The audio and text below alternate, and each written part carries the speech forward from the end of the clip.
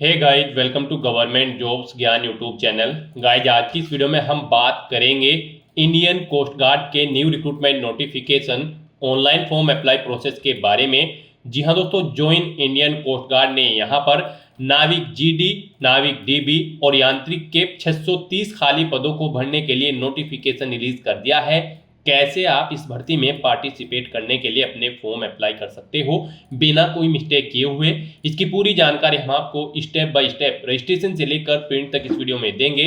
बस आपको इस वीडियो को स्किप के बिना शुरू से लेकर एंड तक देखना है। उसके बाद वीडियो पसंद आए तो इसे लाइक और शेयर कर दें। चैनल पर नए हो तो इसे सब्सक्राइब कर लें। साथ ही साथ आपको फॉर्म अप्लाई करते हुए जो भी प्रॉब्लम फेस हो रही है उन सभी का हल आपको इस वीडियो में मिल जाएगा। कैसे यहाँ पर आपको अपने डॉक्यूमेंट अपलोड करने हैं, फोटो और सिग्नेचर अपलोड करना है, कौन सा डॉक्यूमेंट आपको कितने केबी में अपलोड करना है, पूरी जानकारी हम आपको इस वीडियो में देंगे। बस आपको इस वीडियो को स्किप के बिना शुरू से लेकर एंड तक देखना है।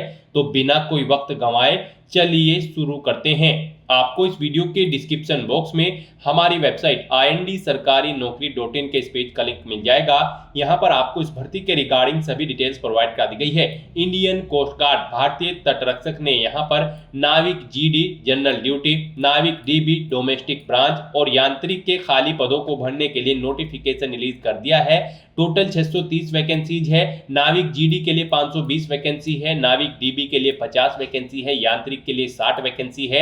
आप यहां पर 11 जून 2025 से 25 जून 2025 तक अप्लाई कर सकते हो। इस भर्ती में पार्टिसिपेट करने के लिए 21,700 सैलरी आपको प्रोवाइड कराई जाएगी। नाविक जीडी के लिए 10+2 यानी कि 12वीं क्लास आपका पास आउट होना जरूरी है। With physics mathematics as a subject के रूप में आपके पास होना चाहिए 12वीं क्लास में। नाविक डीबी के लिए आपका 10वीं क्लास पास आउट होना जरूरी है। यांत्रिक के लिए भी आपका 10वीं क्लास पास आउट होना जरूरी है with engineering diploma in electrical या फिर मैकेनिकल या फिर इलेक्ट्रॉनिक्स एंड टेलीकम्युनिकेशन। यहाँ पर 18 से 22 साल आपकी आयु सीमा रखी गई है। अनरिजर्व ओबीसी ईडब्ल्यूएस कैंडिडेट के लिए 300 रुपये फीस है। SC ST के लिए कोई फीस नहीं है। यहाँ पर आप फीस का पेमेंट ऑनलाइन मोड से debit card, credit card, net banking या फिर UPI के माध्यम से कर सकते हो। आयु की अगर बात करें तो नाविक GD CG EPT के लिए आप कैंडिडेट का जन्म 1/8/2024 से 1/8/2008 के बीच में होना चाहिए। यांत्रिक की पोस्ट के लिए कैंडिडेट का जन्म 1/3/2024 से 1/3/2008 के बीच में होना अनिवार्य है। नाविक डीबी के लिए 1/8/2004 से 1/8/2008 के बीच में जन्म होना कैंडिडेट का अनिवार्य है, तभी वो अप्लाई कर सकते हैं। सिलेक्शन यहाँ पर आपका computer based online exam, assessment test, physical fitness test, document verification और मेडिकल एग्जामिनेशन की परफॉर्मेंस के आधार पर होगा। आप इस भर्ती में ऑल इंडिया से ऑनलाइन अप्लाई कर सकते हो। उसके लिए आपको इस पेज को नीचे स्क्रॉल डाउन करना है, इंपॉर्टेंट लिंक सेक्शन में आना है, ऑफिशियल नोटिफिकेशन PDF लिंक पर क्लिक करके इस भर्ती के नोटिफिकेशन को ओपन कर लेना है और इसमें से आपको पूरी डिटेल रीड कर लेनी है। यहाँ पर आपको सभी डिटेल्स प्रोवाइड कर दी गई है, जैसे कि क्या पोस्ट का नाम है, कितनी के लिए नंबर ऑफ वैकेंसीज है, कौन सी पोस्ट के लिए क्या आपका एलिजिबिलिटी क्राइटेरिया होना चाहिए, कैसे आप अप्लाई कर सकते हो और कब से कब तक आप अप्लाई कर सकते हो। पूरी जानकारी आपको इस नोटिफिकेशन में दे दी गई है। आप सभी डिटेल्स यहां से रीड आउट करें, उसके बाद आप अपनी फॉर्म अप्लाई कर लें। फॉर्म अप्लाई करने के लिए भी आपको हमारी वेबसाइट के इसी पेज पर ही अप्लाई ऑनलाइन का ये लिंक दिया गया है। जैसे ही आप इस लिंक पर क्लिक करेंगे तो आपके सामने यहाँ पर इंडियन कोस्ट गार्ड का ये ऑफिशियल पोर्टल ओपन होगा। गाइस, यहाँ पर आने के बाद आपने अगर पहले से रजिस्ट्रेशन कर रखा है, यहाँ पर आपको सबसे पहले अपनी ईमेल आईडी एंटर करनी है, अपना पासवर्ड आपको एंटर करना है, ये कैप्चा कोड यहाँ पर एंटर करना है और लॉगिन की इस टैब पर क्लिक करते हुए आपको अपने डैशबोर्ड में लॉगिन कर लेना है और फिर वहां से आपको अपना फॉर्म अप्लाई करना है। और अगर आप इस भर्ती के लिए फर्स्ट टाइम अप्लाई करने जा रहे हो तो सबसे पहले यहाँ पर आपको अपना रजिस्ट्रेशन करना होगा। उसके लिए आपको क्रिएट अकाउंट के इस ऑप्शन पर क्लिक करना है। आपके सामने रजिस्ट्रेशन का फॉर्म ओपन हो जाएगा। यहाँ पर आने के बाद आपको अपने नाम से पहले टाइटल सेलेक्ट कर लेना है मिस्टर। उसके बाद यहाँ पर आपको अपना नाम एंटर करना है, फिर आपको अपने फादर का नाम एंटर करना है, अपनी मदर का नाम एंटर करना है। नेक्स्ट यहाँ पर आपको अपनी नेशनैलिटी सेलेक्ट कर लेनी है, अपना जेंडर सेलेक्ट करना है। फिर यहाँ पर आपको अपनी ईमेल आईडी एंटर करनी है, वही ईमेल आईडी एक बार फिर से एंटर करके उसे कंफर्म कर लेना है। उसके बाद यहाँ पर आपको अपना मोबाइल नंबर एंटर करना है और फिर आपको यहाँ पर जनरेट OTP के इस ऑप्शन पर क्लिक कर देना है। उसके बाद आपकी रजिस्टर्ड ईमेल आईडी और मोबाइल नंबर पर 2 अलग अलग OTP आएंगे। वो OTP यहाँ पर आपको ईमेल आईडी के कॉलम में ईमेल आईडी वाला OTP एंटर करना है। OTP ऑन SMS सेक्शन में यहाँ पर आपको जो आपके मोबाइल पर OTP आया होगा वो OTP यहाँ पर आपको एंटर करना है। उसके बाद यहाँ पर आपसे पूछा गया है कि आपको इस भर्ती के बारे में कैसे पता चला है, न्यूज़पेपर से, एम्प्लॉयमेंट न्यूज़ से, फेसबुक से, इंस्टाग्राम से, व्हाट्सएप से या फिर किसी और अन्य तरीके से। आप अपने अकॉर्डिंग यहाँ पर ऑप्शन सेलेक्ट करें। उसके बाद गाइज यहाँ पर आपको सबमिट के इस ऑप्शन पर क्लिक कर देना है। इस तरह से यहाँ पर आपका रजिस्ट्रेशन सक्सेसफुली कंप्लीट हो जाएगा। आपको लॉगिन के इंटरफेस पर रिडायरेक्ट कर दिया जाएगा। यहाँ पर आने के बाद गाइज अब आपको अपनी ईमेल आईडी एंटर करनी है। आपकी रजिस्टर्ड ईमेल आईडी पर एक पासवर्ड भी आया होगा। आपका लॉगिन का पूरा डिटेल्स आपकी ईमेल आईडी पर सबमिट किया गया है। वहां से आपको अपनी ईमेल आईडी एंटर करनी है, जो ईमेल आईडी आपने रजिस्ट्रेशन करते समय प्रोवाइड कराई थी। अपना पासवर्ड आपको एंटर करना है। पासवर्ड आपकी ईमेल आईडी पर आया होगा, वो पासवर्ड यहाँ पर आपको एंटर करना है। ये कैप्चा कोड आपको यहाँ पर एंटर करना है और उसके बाद आपको लॉगिन की इस टैब पर क्लिक कर देना है। नेक्स्ट यहाँ पर आपको अपना पासवर्ड चेंज करना है। आपका पासवर्ड यहाँ पर 8 से 16 कैरेक्टर के बीच में होना चाहिए और ये अल्फा न्यूमेरिक फॉर्मेट में होना चाहिए। मींस आपके पासवर्ड में कम से कम एक अपर केस कैरेक्टर, एक लोअर केस कैरेक्टर, एक इंटीजर नंबर और एक स्पेशल कैरेक्टर जैसे कि @ या फिर $, होना चाहिए। तो इस फॉर्मेट में यहाँ पर आपको अपना पासवर्ड रेडी करना है। वही पासवर्ड आपको कंफर्म पासवर्ड फील्ड में एंटर करना है। फिर आपको ये कैप्चा कोड यहाँ पर एंटर करना है और उसके बाद गाइज आपको कंटिन्यू की इस टैब पर क्लिक कर देना है।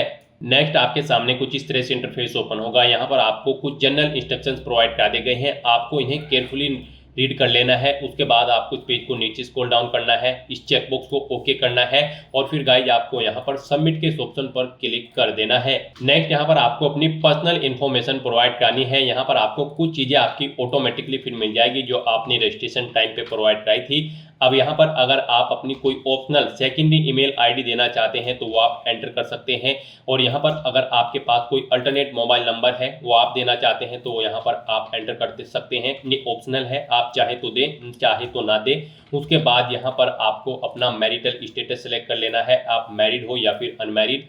उसके बाद यहाँ पर आपसे पूछा गया कि क्या आपके पास आधार कार्ड है, अगर है तो आप यस ऑप्शन सेलेक्ट करें और फिर यहाँ पर आप अपना आधार कार्ड नंबर दें, उसे एक बार फिर से एंटर करके कंफर्म कर लें। और अगर नहीं है आपके पास आधार कार्ड तो यहाँ पर आपको नो ऑप्शन सेलेक्ट करना होगा। उसके बाद आपके पास आधार के अलावा जो भी आईडी है जैसे कि ड्राइविंग लाइसेंस, पासपोर्ट या फिर वोटर आईडी या फिर पैन कार्ड, आप इनमें से किसी को भी सिलेक्ट करें, उसका नंबर दें और उसे एक बार फिर से एंटर करके कंफर्म कर लें। फिर यहाँ पर आपको अपना नाम देना है जो आपकी आईडी पर मेंशन है। फिर आपकी बॉडी पर कहीं कोई कट या तिल का निशान है तो उस पैलेस का नाम देना है। 2 जगह का नाम यहाँ पर आपको देना है जहाँ पर आपकी बॉडी पर कोई कट या तिल का निशान है। नहीं है तो यहाँ पर आप नो मार्क एंटर कर देंगे। उसके बाद गाइज यहाँ पर आपको अपनी कैटेगरी सिलेक्ट कर लेनी है। यहाँ पर अगर आप रिजर्व कैटेगरी से बिलोंग करते हो तो फिर यहाँ पर आपको अपना कैटेगरी सर्टिफिकेट किस डेट को इशू हुआ है वो डेट आपको सिलेक्ट कर लेनी है यहाँ पर इस कैलेंडर में से। फिर आपको अपनी कैटेगरी सर्टिफिकेट की वैलिडिटी बतानी है, वो ऑलवेज वैलिड है या फिर मेंशन डेट है तो वैलिडिटी डेट मेंशन इस ऑप्शन को सिलेक्ट करें, वो डेट आप यहाँ पर सिलेक्ट करें। और लाइफ टाइम के लिए है तो यहाँ पर आप ऑलवेज वैलिड ऑप्शन सिलेक्ट कर लें। उसके बाद यहाँ पर आपको अपनी डेट ऑफ बर्थ सिलेक्ट करनी है।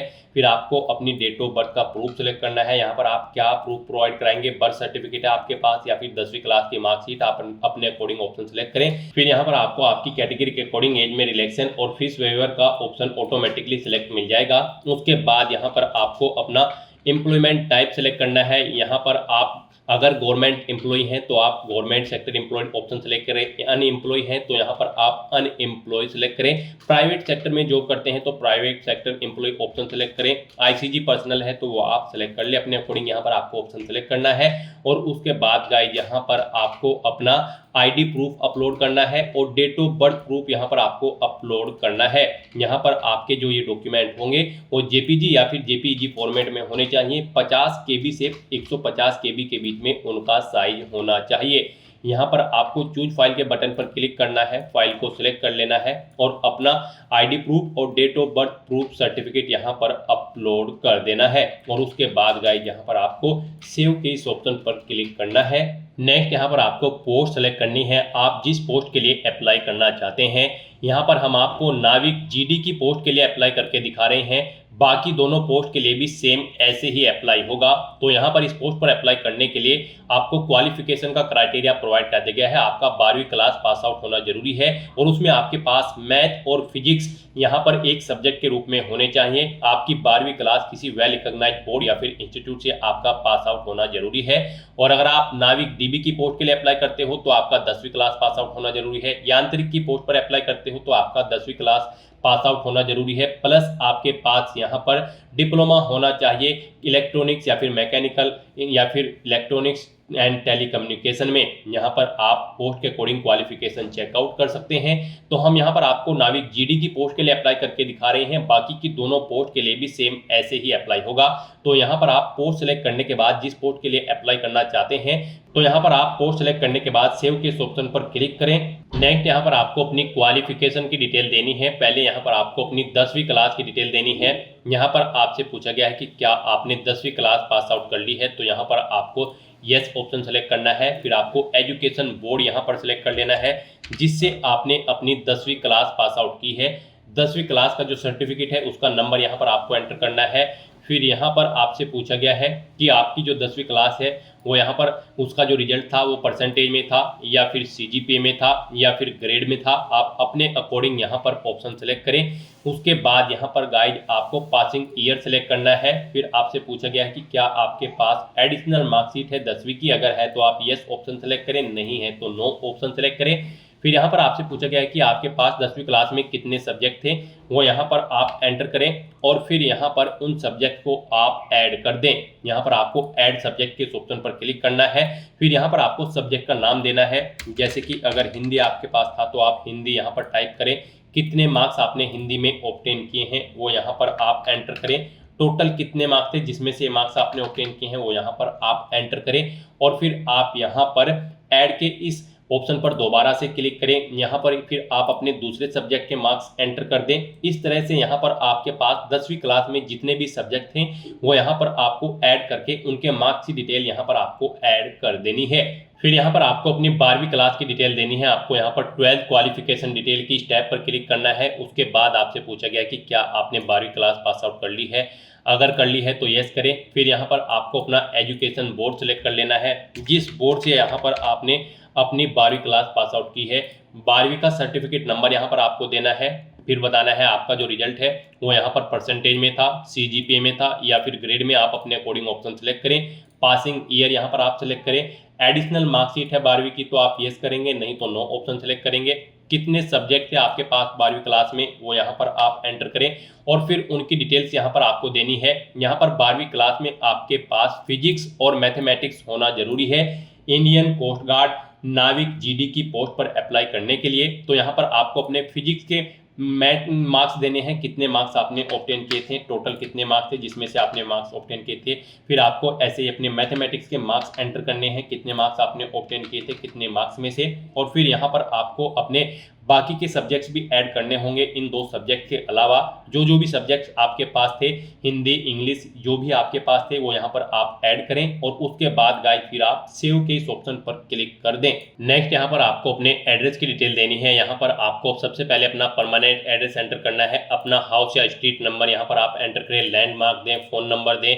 कंट्री आपको ऑटोमेटिकली सिलेक्ट मिल जाएगी। अपना स्टेट सिलेक्ट करें, डिस्ट्रिक्ट सिलेक्ट करें, सब डिस्ट्रिक्ट सिलेक्ट करें, पिन कोड दें, अपना पोस्ट ऑफिस का नाम दें। उसके बाद यहाँ पर आपको अपना प्रेजेंट या फिर करंट एड्रेस देना है। और अगर आपका प्रेजेंट या फिर करंट एड्रेस आपके परमानेंट एड्रेस के अकॉर्डिंग सेम है तो आप इस चेकबॉक्स को ओके कर देंगे। ऑटोमेटिकली आपका करंट एड्रेस आपके परमानेंट एड्रेस के अकॉर्डिंग फिल हो जाएगा।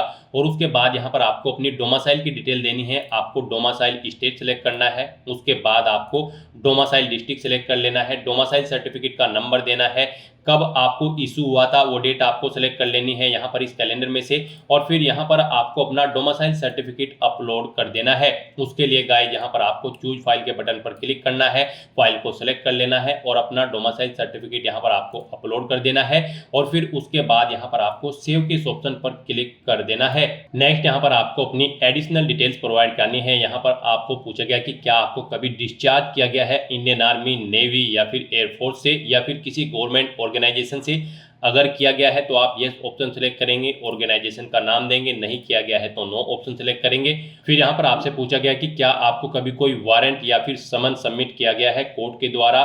यहाँ पर अगर किया गया है तो यस करेंगे, नहीं तो नो ऑप्शन सेलेक्ट करेंगे। आपके खिलाफ कोई क्रिमिनल केस यहाँ पर कोर्ट में चल रहा है, अगर चल रहा है तो यस करेंगे और फिर आप यहाँ पर इस भर्ती में पार्टिसिपेट करने के लिए एलिजिबल नहीं होंगे, तो यहाँ पर आपको नो ही ऑप्शन सेलेक्ट करना है। उसके बाद यहाँ पर आपसे पूछा गया कि क्या आपके खिलाफ कोई वारंट या फिर समन भेजा गया है। यहाँ पर अगर भेजा गया है तो आप यस करेंगे, फिर आप एलिजिबल नहीं होंगे, नहीं तो यहाँ पर आपको नो ऑप्शन सेलेक्ट करना है। उसके बाद यहाँ पर आपका कोई अरेस्ट वारंट निकला है तो यहाँ पर आप भी आपको नो ऑप्शन सेलेक्ट करना होगा। कोई यहाँ पर आप कन्विक्टेड है किसी कोर्ट में, अगर है तो यस करेंगे, नहीं तो नो ऑप्शन सेलेक्ट करेंगे। और फिर यहाँ पर आपसे पूछा गया है कि क्या आप यहाँ पर हाई कोर्ट में भी कन्विक्टेड है, अगर है तो यस करेंगे, फिर आप एलिजिबल नहीं होंगे, तो यहाँ पर भी आपको नो ऑप्शन सेलेक्ट करना होगा। यहाँ पर मोस्टली आपको सभी ऑप्शन में नो सेलेक्ट करना होगा, तभी आप एलिजिबल होंगे इस भर्ती में पार्टिसिपेट करने के लिए। फिर आपसे पूछा गया कि क्या आपको कभी आर्मी, नेवी, एयरफोर्स या फिर किसी अन्य गवर्नमेंट एजेंसी के द्वारा एग्जाम में बैठने से रोका गया है किसी रिक्रूटमेंट प्रोसेस के दौरान, तो यहाँ पर भी आपको नो ऑप्शन सेलेक्ट करना होगा। और उसके बाद गाइस यहाँ पर आपको सबमिट के ऑप्शन पर क्लिक कर देना है। नेक्स्ट यहाँ पर आपको अपना फोटो अपलोड करना है, सिग्नेचर अपलोड करने हैं और अपना लाइव फोटो आपको कैप्चर करना है। यहाँ पर आप जब अपना फोटो खिंचवाएंगे तो आपके हाथ में एक स्लेट होनी चाहिए। फोटो खिंचवाते समय उस पर आपका फर्स्ट नेम मेंशन होना चाहिए, लास्ट नेम मेंशन होना चाहिए, आपकी डेट ऑफ बर्थ उस स्लेट पर मेंशन होनी चाहिए। तो यहाँ पर आपको अपने हाथ में वो स्लेट लेकर अपना फोटो खिंचवाना है।